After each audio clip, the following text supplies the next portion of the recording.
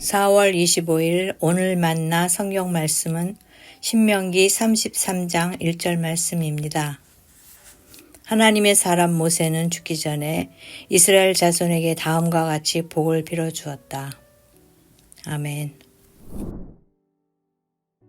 오늘 만나로 만나주시는 하나님을 기대합니다. 죽음을 앞둔 모세는 이스라엘 지파들을 하나하나 호명하며 축복하는 것으로 본인의 퇴장을 준비합니다. 우리는 오늘과 내일에 걸쳐서 이 유언적 축복의 내용들을 함께 묵상합니다. 기나긴 삶의 여정 끝에 죽음을 앞둔 신앙의 거인이 12를 향해 맞춤 유언을 남기는 장면은 우리로 하여금 익숙한 한 장면을 떠올리게 합니다. 창세기 49장을 보면 위대한 족장 야곱이 이집트에서 죽음을 앞두고 12명의 아들을 하나하나 부르며 예언적 유언을 전합니다. 창세기 49장은 우리가 즐겨 부르는 찬양 야곱의 축복 덕분에 널리 알려졌는데요. 이 찬양의 가사는 사실 이스라엘의 아들들 전체에게 남긴 말이 아니랍니다. 가사를 쓰고 곡을 붙이신 김희식 목사님은 12 아들들 중 요셉에게 남긴 유언을 중심으로 노래를 만드셨지요. 요셉이 야곱에게서 전해 들은 말은 축복이라는 제목에 걸맞게 아름답고 긍정적인 내용으로만 가득 차 있습니다. 하지만 야곱의 축복이라는 전제를 안고 창세기 49장 전체를 읽어보면 조금 당황스러울 수밖에 없는데요.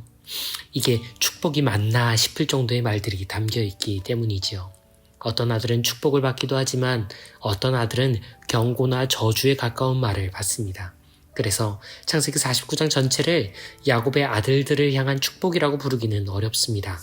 창세기 49장 서두에서도 야곱 본인마저 아들들을 향한 자신의 유언을 축복이 아닌 장차 일어날 일에 대한 예언이라고 명확히 규정합니다. 반면에 유사한 정황 속에서 모세가 이스라엘 지파 연맹을 향해 남긴 이 유언을 신명기는 예언이 아닌 축복이었다고 기록합니다. 하나님의 사람 모세는 죽기 전에 이스라엘 자손에게 이렇게 축복하였다. 축복과 저주가 혼재된 야곱과 달리 모세는 예외 없이 모든 지파에게 낙관적이고 아름다운 축복의 말들을 전합니다. 지금부터 창세기 49장과 신명기 33장을 오가며 말씀을 묵상하겠습니다. 편의상 전자를 야곱의 예언, 후자를 모세의 축복이라 부르지요. 먼저 르우벤입니다. 야곱은 예언합니다. 너는 나의 맏아들, 나의 힘, 나의 첫 열매. 그러나 내가 아비의 침대를 더럽혔으니 결코 으뜸이 될 수는 없다. 르우벤은 야곱의 아내들 중 하나인 빌하와 동침한 것으로 책망을 받지요. 맞이였지만 실질적으로는 유다와 요셉에게 밀려 결코 맞이의 삶을 살 수 없었던 르우벤을 모세는 이렇게 축복합니다. 르우벤의 수가 적어지지 않게 돌보아 주십시오. 모두 잘 살아갈 수 있기를 축복합니다. 이어서 유다를 향해서 야곱은 예언합니다. 모든 형제들이 내게 무릎 꿇는구나. 사자 같은 나의 아들 임금의 권한이 유다에 있고 그 자손까지도 이를 이어갈 것이니 만민이 순종하리라. 실질적인 장자의 역할을 했던 유다는 요셉과 함께 축복 일변도의 예언을 받은 아들이었습니다. 자신감과 주도권이 넘치는 것으로 그려진 유다에게 모세는 이렇게 축복하지요. 주님, 유다를 대신하여 싸워주십시오. 유다가 다른 지파들과 다시 하나가 될 수 있게 도와주십시오. 레위가 받은 야곱의 예언은 이렇습니다. 시므온과 함께 칼을 휘두르는구나. 나는 난폭하고 잔혹한 너희와 얽히지 않겠다. 화를 절제 못해 사람을 죽이고 흥을 막지 못해 짐승을 해치니 내 자손들은 흩어지고 말 것이다. 세겜에서 시므온과 함께 학살을 벌인 레위는 암담한 저주를 받았습니다. 하지만 모세는 이렇게 축복하지요. 주님, 그들은 이미 한계와 시험을 지났습니다. 가족과 혈육을 내려놓고 율법과 제단에 헌신했으니 그들이 강건하도록 축복해 주십시오. 오늘은 베냐민까지 보려고 합니다. 막내 아들을 향해 야곱은 난해한 예언을 남기지요. 물어뜯는 일이 베냐민, 아침에는 빼앗고 저녁에야 나누는구나. 외롭고 난폭한 짐승으로 묘사된 막둥이에게 모세는 축복합니다. 따스히 사랑받는 베냐민은 온종일 주님이 돌보시니 그분의 품넓은 등에 엎여 있다네. 이렇게 대조하여 읽어보니 야곱의 예언과 모세의 축복 사이의 차이가 선명히 보입니다. 야곱의 예언은 축복과 저주가 혼용되어 있습니다. 모든 족장들이 고질적으로 안고 있는 한계인 편애가 짙게 반영되어 축복과 저주의 온도차가 아주 큽니다. 반면에 모세의 축복은 하나같이 따스함이 묻어납니다. 마치 벗어날 수 없는 숙명 같은 예언을 섬세한 사랑으로 보완 혹은 개정해주는 듯합니다. 실수로 얼룩진 루벤과 레위에게는 새로운 기회를 줍니다. 넘어진 그들도 다시 시작할 수 있다고 새로운 용기와 도전을 주님이 도와주시길 청원하지요.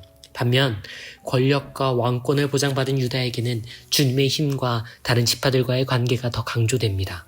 탁월함의 근원이 어디인지 깨닫게 하고 받은 권한이 모두와의 관계 속에서 용이될 수 있기를 조언받지요.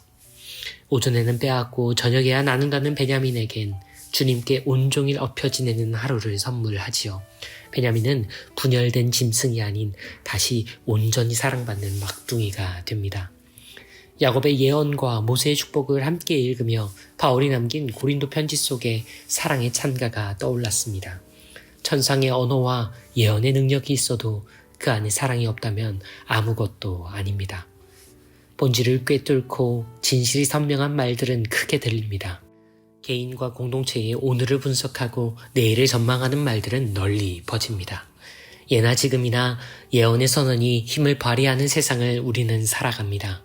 그런 세상에서 우리는 그 말들이 잊고 있던 무언가를 기어이 말하기 위해 말씀을 다시 읽습니다.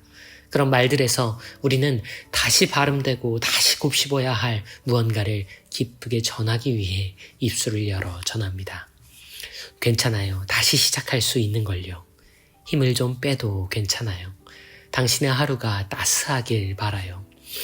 야곱의 축복만을 듣고 되뇌이는 누군가에게 따스한 사랑의 한마디가 모세의 축복처럼 전해질 수 있기를, 그리고 그 축복의 발화자가 다름 아닌 바로 여러분이 되시기를 기쁜 마음으로 응원합니다. 주님, 소원합니다. 저희의 입술에 당신의 마음이 담기기를, 저희의 언어에 당신의 성품이 머물기를, 저희의 하루에 당신의 축복이 전해지길, 담고 전한 이들에게 축복이 되어주실 분, 그리스도 예수님 그 이름으로 기도합니다. 아멘. 이제 두 가지 제목으로 기도합니다. 그리스도인의 일상과 교회의 사역 속에 사랑의 마음, 축복의 언어가 회복되기를, 이어서 선교의 시공간들 속에 교리보다 축복이, 개종보다 사랑이 먼저 전해지기를 기도하신 후에 개인의 기도로 경건을 이어갑니다.